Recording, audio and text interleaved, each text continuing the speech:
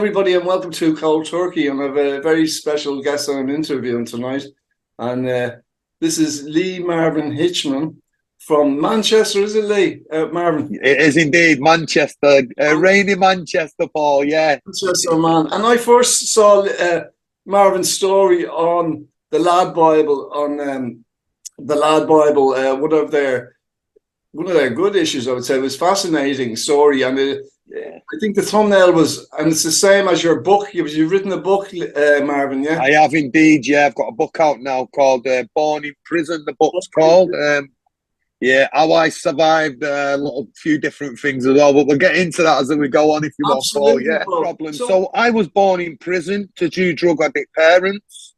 I found out many, many years later that both parents was drug addicts when I was born.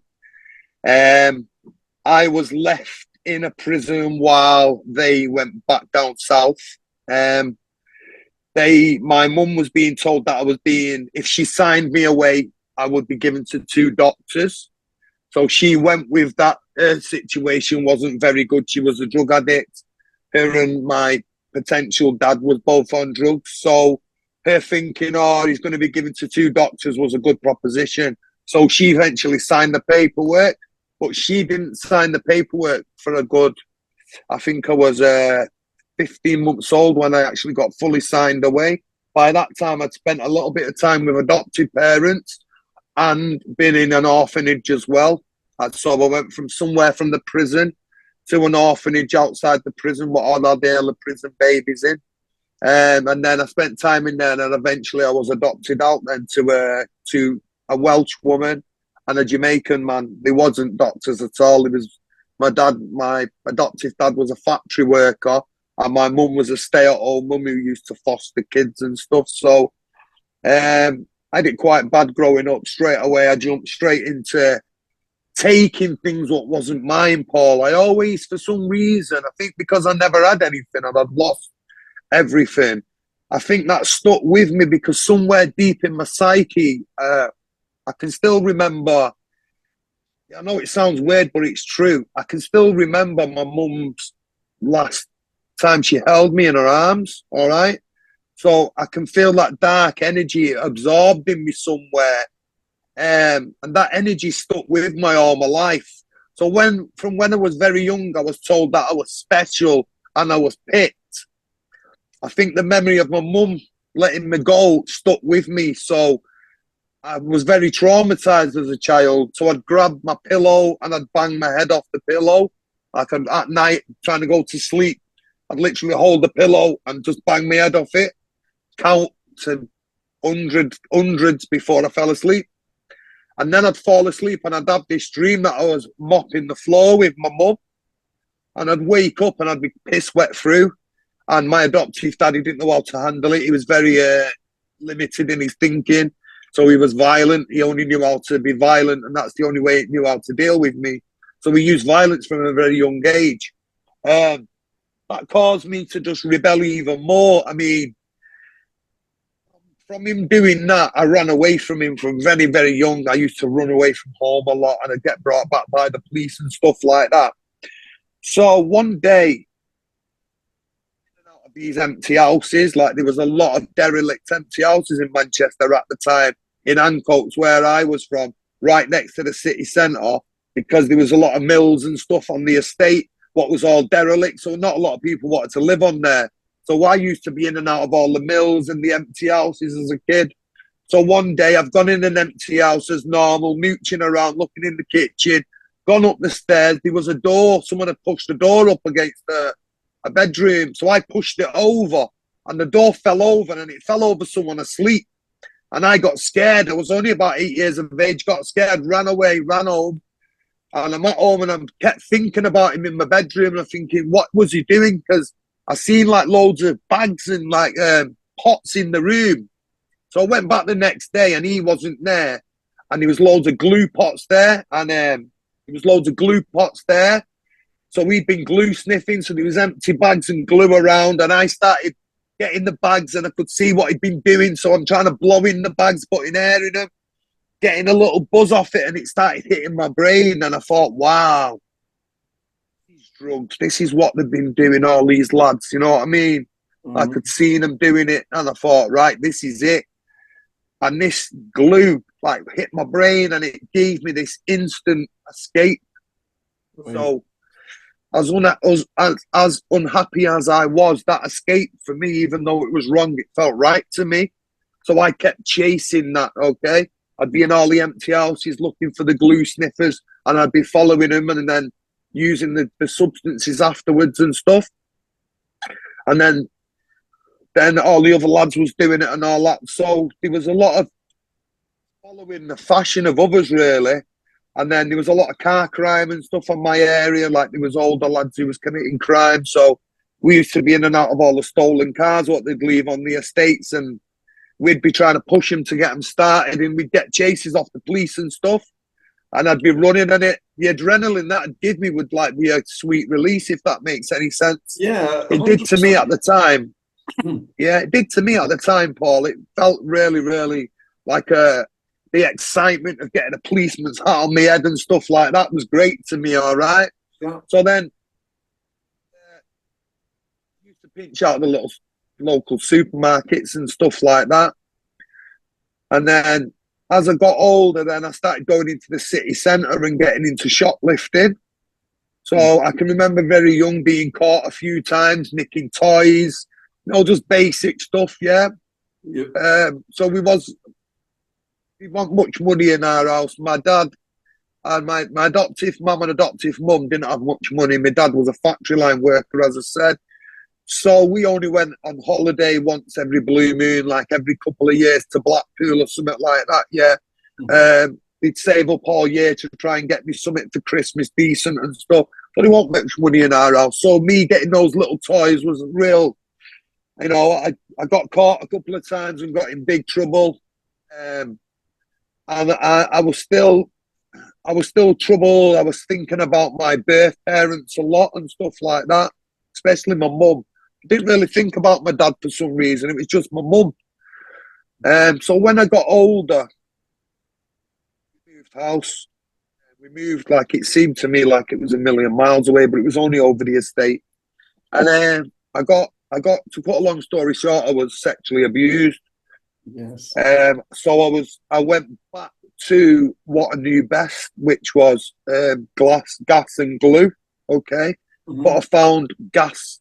I liked gas much more than glue.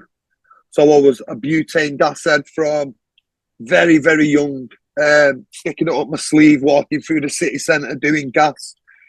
And I'd got caught once. My adoptive sister, I've nicked it out the house. I thought everyone had gone shopping one day.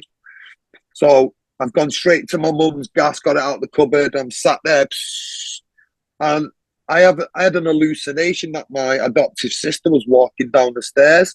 So I'm looking, thinking, oh, this is cool, this hallucination. Next minute, I felt this whack right around my face. Gas went flying. And I realised quickly it was my real sister that I wasn't just hallucinating. And she was 5 years older than me, so she went mad. What you doing? I'm going to tell me, Mama. I'm going to tell her. So when they got home, they just like talked about it, told me it was wrong and stuff like that. But I just didn't want to listen. It was great for me. I loved it. Do you know what I mean? Yes. So when I was being abused, I used it as a crutch straight away, using gas. But by that time, I'd got into, we'd had a taste of cannabis by then. I'd tried cannabis in secondary school. So straight away, I got into drugs and got into drugs in a very, very big way. So then flipped to 13, 14, I got arrested for street robbery. I mean, I was criminally minded by then. And taxing had happened. So everyone was taxing people's baseball caps and robbing shoes and robbing bleeding coats and all sorts. So I followed fashion in there again. Got arrested for robbery at 13, rolled into my 14, got convicted at 14 for street robbery. Ended up playing snooker with the probation officer. That's all I did. No help, no advice. Just, yeah, I've got a snooker table there. Come and do that after school. I was playing snooker with the probation officer. But I was still thieving. I was still committing crimes and stuff. And dance music came along, and then the ecstasy came along. And a dance club happened to open on my housing estate called the Thunderdome. And to us, it was like the best thing since sliced bread. So at the time, the Hacienda was open. There was a club called Conspiracy, Hacienda, and the Thunderdome. So we used to go between the three clubs, selling ecstasy, taking LSD, having whiz. You know, everything was real good. Everything was hunky-dory. So I thought anyway. So I was using drugs as a lot of escape to deal with a lot of things, what was going on in my life. And then crime came along then. And then it started getting murky. Money started coming onto the drugs, the club scene. Heavy drugs, organised crime, bouncers who were selling pills. So it started becoming organised. So I'd have bouncers who'd tax pills off club dancers, find the drug dealer. They'd come to me and say, do you want to sell these pills? We'll go half each on them. So that's how I was living every weekend in clubs. But I was only like 14, 15 and I'm acting like an adult. And I just had I had free reign. I got at 16, I met a girl. I got a job in a factory. My sister got me a job in a clothing factory and I started stealing from there straight away. I was there 4 days before I was stealing because they made quilt covers and pillowcases and curtain sets. So I found the flaw in the system. He was asking me to take all the trash out, take it over to this big spare bin chute over the other way near the wall. So I'd stop at the third floor, rob some stock, run over to the car, throw it over the wall, go back after work and go and grab it and sell it on the local estate. So I was thieving straight away. So it got to day 11. It was a week in hand. After 14 days, I got paid on the Thursday. It come to the Tuesday. I went to do my normal throw over the wall. And the manager, who was sleeping with my girlfriend's sister at the time, run over and went, I just saw you stealing. I'm going to phone the police. And I wasn't scared of the police. So I went, do what you want, mate. I'll wait here for him. And I waited for the police to come and I got arrested and cautioned for theft from a workplace. So I knew that working wasn't really my style. I got into drug dealing straight away. So I started selling drugs from very, very young, you know. Yeah. Actually, some girl on my estate called Joanne, not seen her for many, many years, 30 years I've not seen her for. And she come up to me and my mate and said, do you want to start selling weed for me at my flat? So we went, yeah, sweet. And she had a diamond-shaped little thing, little latch on a door. And we used to push it through like we saw in the movies, you know, on all these New Jack City type movies. They had like a little spiral. And so we thought we was major drug dealers, but we wasn't. We was just playing at the games. I was doing weed. I was selling whiz. I was selling trips. I was selling like the odd pills if I got them and stuff. Because pills was quite dear for me, you know what I mean? But we would get like 10 pills, or like I say, a bouncer would give me pills to sell, or I'd managed to get pills. So straight away I was got into the drug scene. And then what happened then is everything went left field. I seen this really nice girl in the club dancing away. Come to the end of the night. Where are you from? She said, oh, I'm from round Beswick, right near me. So I said, oh, I'll come to yours, we'll chill on, you know what I mean? I've got this whiz here, I'm dabbing whiz. She said to me, have you ever tried cocaine? And I kind of showed off and went, well, I've tried it a few times. But what I'd only done was I tried it in a joint, you know, it had been passed around. I'd never snorted it or anything like that. Because it wasn't really a drug for us. It was kind of a yuppie drug, cocaine, okay? Yes. So I went kind of, and what she did was she had crack cocaine. She came in with a pint pot from behind, pint pot. I don't know what it was. It was about a 15-pound piece of crack cocaine, a 1.5 or something. A fair piece of crack. And she went, suck on that. And me and my naivete and my inexperience just went and just sucked on this crack pipe, as held it in as hard as I could. And as soon as I held it in, I thought, I'm going to be an addict. Because I'd experimented with all these other drugs and I knew that one was the best out of them all, if that makes any sense. Someone who smoked crack will know what I mean. Okay? So straight away, I thought, I started salivating, spit coming out my mouth all over the floor. And I'm like, wow, what is that? And she went, it's cocaine. And I thought, it's not cocaine. She's kind of lying to me. But so I ended up buying loads, giving her money every 20 minutes, another 50 quid. And she's going, get the dealers coming in her kitchen. I never seen who he looked like, never seen who he was. I'm just buying it. come to like 8 o'clock in the morning. I've been slipping little bits of it away from my mate on the sly. I went to my best mate's house at the time and knocked on and went, try this. I've got the best thing since sliced bread. Didn't know what crack cocaine was. You know what I mean? She just said it was a freebase or something, she called it. So I just went to my mate, got this cocaine here, freebase, absolutely brilliant. Try this. Bang, got him a crack cocaine habit straight away.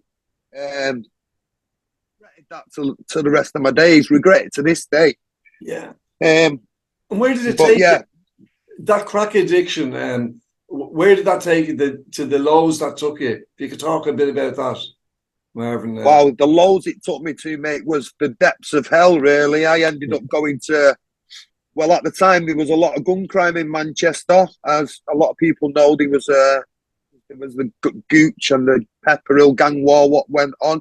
Heavy gun crime. There was lots of heavily armed men shooting lots of other heavily armed men, but they all lived on a housing estate. There was one road what separated Gooch and the Pepper Hill. So, and they all sold crack. Both gangs sold crack. So I was on the back end of these gangs, trying to earn a few quid, waving down customers for them, telling them they've got the best crack, getting customers into parks and stuff like that. Just trying to earn a few quid, living in squats, living in people's empty houses. You know the drill. Living like shite, you know, scratching and all that. You don't know what's in the room and all sorts, yeah. And just taking drugs with drug addicts and become a drug addict. Just started taking crack all day, every day. Quickly got into crime, became a criminal. Mm-hmm. Repeated prison visits. I mean, the amount of times I went to prison, because Strangeways prison, 20-minute walk away from me. So I continually was committing crime. In and out like a yo-yo. Started in white young offenders, went all the way up, and I got a 20-year crack addiction. Okay? And it come to the point where I got a partner who was clean. The crack cocaine was gone rubbish. I'd been an addict for 20 years. I was potentially about to find my birth family if I got clean. There was just so many things what was looking on the hook for me to get clean. And I was getting sick of the crack. I was smoking it. I wasn't enjoying it and stuff like that, Paul. Yeah. So I wanted to get clean. I ended up trying spice in prison when spice was brand spanking new, and tried that and thought it's stronger than the crack. Yeah. So straight away. That's that K2, isn't it? That they. Yeah, K2. All different kinds of names for it. Yeah. Whatever it is in a bag, what looks like green material was spiced to us. So I was a guinea pig. So there was a shop where you couldn't buy it in Manchester city centre. You could only buy it on the satellite towns on the outskirts. So I was going to this shop where all the drug dealers in prison was buying it from, and I was testing different goals for him because they was making it in the back of the shop, believe it or not. And he was coming out and giving me sacks of it. And we was calling it green crack at the time because it was as strong as crack. It was sending me off the gate though. Right. Stopped smoking crack, started on the spice. Knew the spice was killing me straight away, burning up like a cooker. Anxious, paranoid, getting anxiety attacks. Couldn't breathe, waking up like out of breath. Just had a horrific time on the spice. But I got loads of people addicted to it because I went round to all the drug users who I know and said, this is better than crack, try this. Got everyone on it. Then I started seeing what it was doing to everyone because the world's cameras was on Manchester at the time, because at the time it was spice central of the world. There was people falling over, freezing in the city centre, people lying on the floor, and it just spread. We had the world's press there. I got interviewed a few times while I was on spice, and I looked at myself and I was grey. I was gone. I was grey. My skin was grey. I was falling asleep mid-conversations. All the people who I was around, because my partner didn't take drugs like that. It was rare if she even had a joint every now and again. So she didn't take drugs like me. So I was around all her friends and I'm falling asleep mid-conversation. Just had a joint of spice outside. And I just couldn't keep living like that. You know, it was getting to the end of the rope. I knew that I had to change.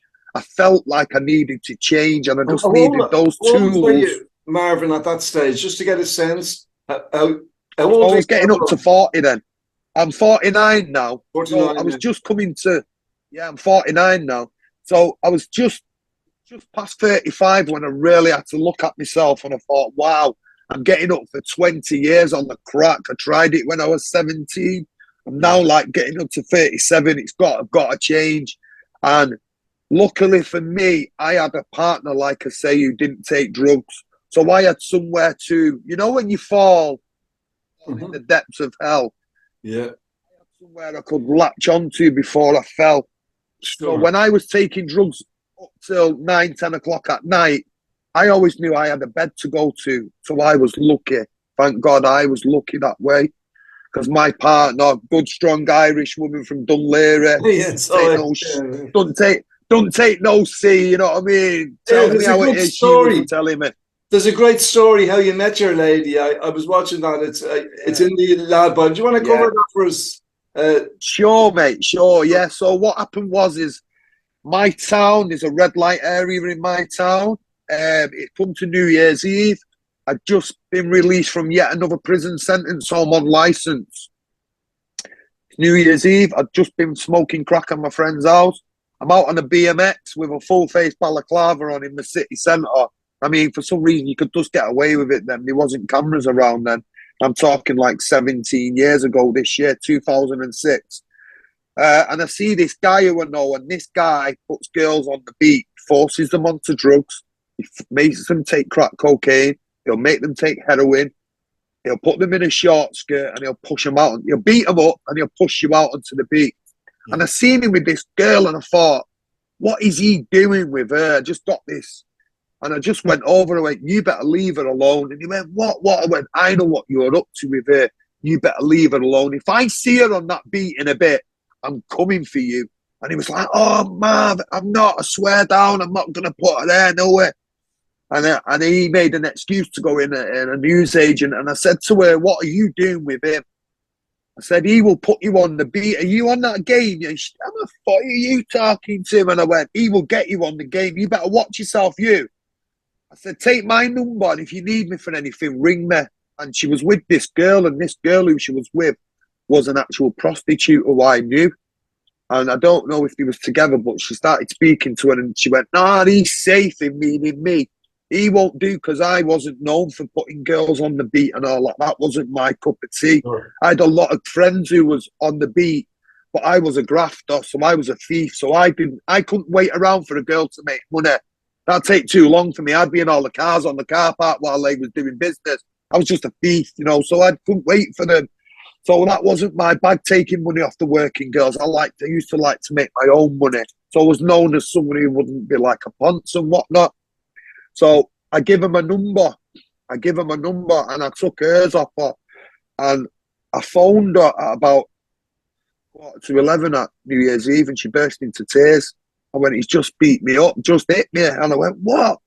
I flew down on the BMX, went to the gay village where she was. He was already gone into a bar. I was known in the gay village, so the few of the bouncers know me. So one of them just went, man, just leave him. He's just an idiot. Go and sort her out. So I just took her to my friend's house, started talking to her, told her, get away from him. What are you doing with him? I had this really, really strong chat with her into New Year's Eve, yeah. And here's the thing. I said to her, because I'd met her before New Year's Eve, it was the new year now. So I said to her, if anyone ever says how long you've known me for, you can say you've known me since last year. And then really, I'd only knew her 45 minutes into the past year. So it was our little running joke. So, you know what I mean? I said, I've known you ages, you, since last year, So I phoned her a couple of times. And at the time, I was getting £100 a day working for a woman who worked in the prison. A staff member who had keys and stuff like that, but she wasn't a prison officer. And she was giving me £100 a day working in her house, clearing her old wallpaper. Something what she wasn't allowed to do, but she did it. So I had a steady income of money coming in. So I was phoning her and I was meeting her and I was giving her money and whatnot. And one day she said to me, look, I need to get away from him. I've had enough of him, So I was staying at my niece's house at the time, and I got introduced her to my niece. And because they were similar ages, you know what I mean, they ended up getting on really well. I got recalled to prison, said to her, move on with your life, girl. You've got away now. And he kept coming and ended up attacking her more and more. She ended up getting him in prison. And I supported her through that, you know, because it turned out while I was in prison, it turned out she broke down one day and told me he'd been beating her up. She was 15 and he'd been attacking her and doing these things to her what was illegal. So he was a sexual offender. So I tried to convince her that just because, like, you're a girl and you think you're a big woman, you're not a big woman at 15. He's committing offences against you, you know, going to bed with you. And like he was 39 and he told her he was 21. It turned out he was 39. You know, he really got into her. By that time, it was too late. And she was having like a lot of problems at home because she had an older sister, and her older sister was a bit wayward. So she tried to be a bit wayward, a year's older than she should have been.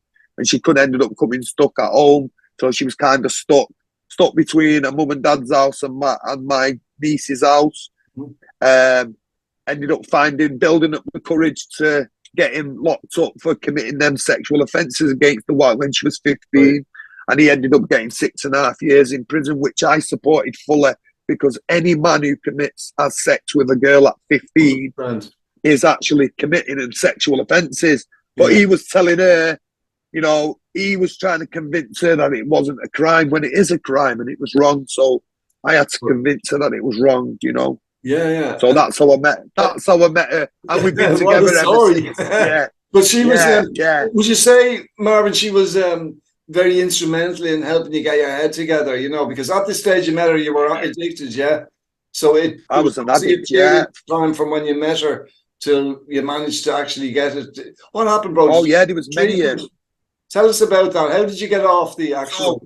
So I tried treatment, okay, and when I went to a treatment centre, I'd went about 30 miles away from home, went to out of town, got in this place, and when I got all my stuff in for the night, this guy come round and went, what you having for the night? And I went, what do you mean? He went, one of us jumps the wall every night and goes and scores for everyone else. So like, what? I've come here to get clean. And he was like, well, mate, we're all going to score, mate. You know what I mean? Like see you later type thing. And I just phoned my girlfriend and said, they're all scoring in here. I'm not staying here. And I just went, carried on using. And then in the end, I just thought, I've got to get clean.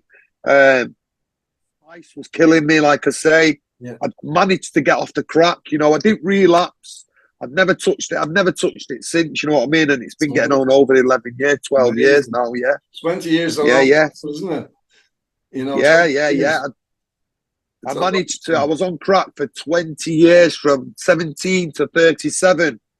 Yeah, oh God, my God, what a horrible life. I've got bullet holes in me. I've got stab marks in me. I got kidnapped. I've got a hole in my tongue. Mill, my friend, haven't you? Yeah, I've got someone tried to rub my eye out with a weight spar, you know, a short one. Stuck it right here. I've got a big, massive scar here, big scar here. They found a frontal lobe brain tumour. I got whacked with a ball and chain in 2016. Just something wasn't my fault. Just some idiot was on these drugs and hit me with a ball and chain. Ended up going to hospital. They found a frontal lobe brain tumour here.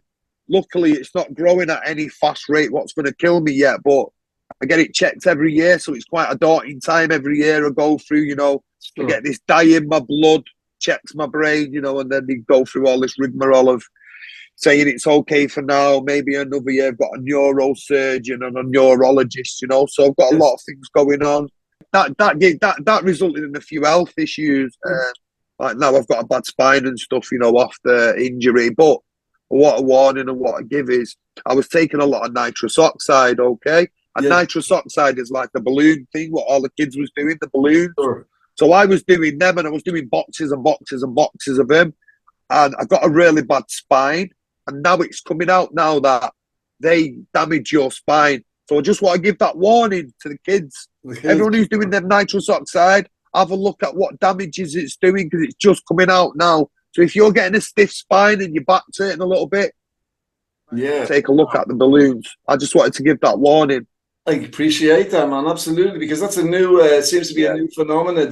You have written a book, and it's doing amazing in Amazon. I believe it's number 5 on the. Yeah, drug and it's at number 5 on the drug issues list. Yeah, not number 5. It's been up there for 5 weeks now, so it's doing really, really well. Yeah. So if you just put my name in Lee Marvin Hitchman and put him born in prison, I mean, everything we've spoke about today, everything in the book is not what we've spoke about. So we've got a lot to cover in the book, and there's a lot of things that will blow your mind. But I've no doubt of people, the reviews alone are excellent. Well, I'll be ordering the book. I'll tell anyone. I'm ordering the book myself on Monday, and I'm looking forward to it. Thank you.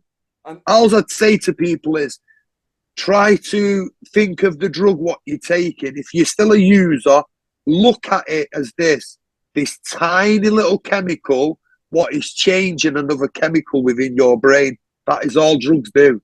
When you think of it as this tiny little chemical, what is changing another little chemical, and try and pinpoint why you're doing it. Marvin, I think you nailed it early on. You said it was a distraction from pain, hurt, rejection, whatever it is, that we experience trauma-wise. It's a distraction. So I'll tell you what then. So we, as madness as it sounds like, repeating the same thing over again is a sign of insanity, as you know, repeating the same thing and getting the same outcome. But we would still do that knowing that it's going to send us mad, that we're going to carpet fit, that we're going to try and borrow 20 quid off someone when the money's gone. But we still do it. Because we're doing it just to chase that little thing. Sometimes I would get more high off finding something to use to smoke it on than I actually get off the drugs. Finding a new little thing to smoke on, a little device and something, what I've made out of bleeding brass or something, screwed together, made a new crap, but find a new way. And I'd enjoy that more than the actual drugs I was putting on it. Do you know what I mean? Yes. I have one more question for you, Marvin. Of course, yeah. So you became a father, you and your lovely wife, you have a child now, a little boy, is it? Yeah, that's right, yeah. Well, this is my second time at father. This is my second chance because I had a baby when I was just 18. So he's a grown man now in his 30s with kids of his own. But me and him have had a difficult relationship, but it talks about that in the book.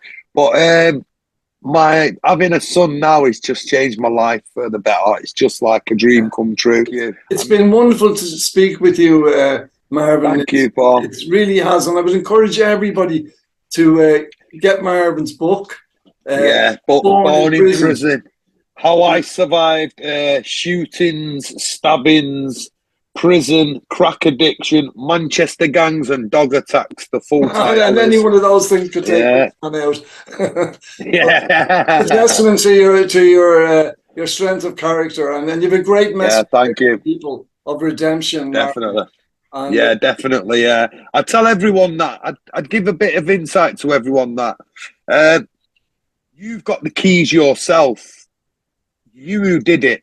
You might have had a bit of help here and there along the way, but whoever's sat there clean now, I would tell yourself to give yourself that pat on the back because you did it. You did it. Yeah, wonderful, bro. Absolutely, I agree with you. Because we give ourselves enough slack, don't we, when we're in the weight of it, where we condemn ourselves. It's like it's like those. Have you ever seen the seat guys who whip themselves with the chains on the back continuously? Yes. It's like what we do. We do that. We just go like this. There's nobody could criticize us more than we do ourselves, Well, that's true. Yeah. But been wonderful speaking to you, and stay in touch with friend through the social media. And definitely. As I said, I'll be getting your book. I'll give you a bit of feedback when I've had a read. Well, like I say, I did a podcast with is it Key 104 in Ireland? Yeah, I did that about a year and a half ago now, and that's a podcast. What's a good 2 hours long. But what I would say is this one's been better. I've enjoyed this better. Thank you very much, and it's been wonderful. You're very welcome as well. And hopefully we'll do a part 2. Absolutely, bro. Read the book anytime. It's really interesting. Yeah, sure. It's probably one of the interviews where I've spoken least because I was just glued to listening to you, and I'm an awful man for putting in and asking things. I have that in mind, but it was a pleasure just to sit and listen to you, Marvin. What's your wife's name, bro? Kira. Kira, give our love to Kira from me, and I will do. Yeah, well, she's the magician behind the scenes. She's the one behind the scenes doing all the strings, yeah. Thanks to her that we're here now, trust me. Man, you know what they say, behind every man, there has to be that woman. Is a great woman. Yeah, and it's true, though. It's very true as well. And you can see you're beaming there, bro, and I'm just wishing the best in life as you move forward. And like I said, thank you very much, Paul. You're a kindred spirit. We'll stay connected. Definitely, you got the rings and the man bun as well. And yeah, all of that's going on. I've got it all going on. We're two of a kind, bro. Yeah, and I just seen that I seen when you spun your camera around before. You've got loads of schools scattered about, and I have a collection of schools. Yeah, I've got loads. There you go. And you know, I'll tell you another thing. Just funny. I was only saying to my friend there earlier that what you were saying about grabbing the pillow and bumping your head off it. I used to do that. Yeah. I used to do this. Did you? Wow, that's very interesting then, isn't it? Self-soothing, bro. That's what it was explained to me as. Yeah. That's what it must be, yeah. And so thinking about it, yeah. Awful lot of your story, you know. Yeah, you do, yeah. Well, when you get the book, you can read it in your own time and take your time with it. A lot of people have said they can't put it down. It's been that good, you know. It's a page turner. Because I didn't stick still. I didn't sit still. I made sure that the book is just moving forward all the time. And you'll be squirming in your seat. You'll be feeling a little uncomfortable. But listen to me, you will love it. Yeah, I'm not sure I will. Thank you very much, sir. Thank you very much, mate. And let's tap in again soon. 1,000,000%. Come back and speak to us after I've read Part two is coming. Part 2 is coming, guys. Absolutely. Thank you, Marvin. Yeah, definitely. Pleasure, bro. Thank you very much, Paul. All the best, bro. Bye now.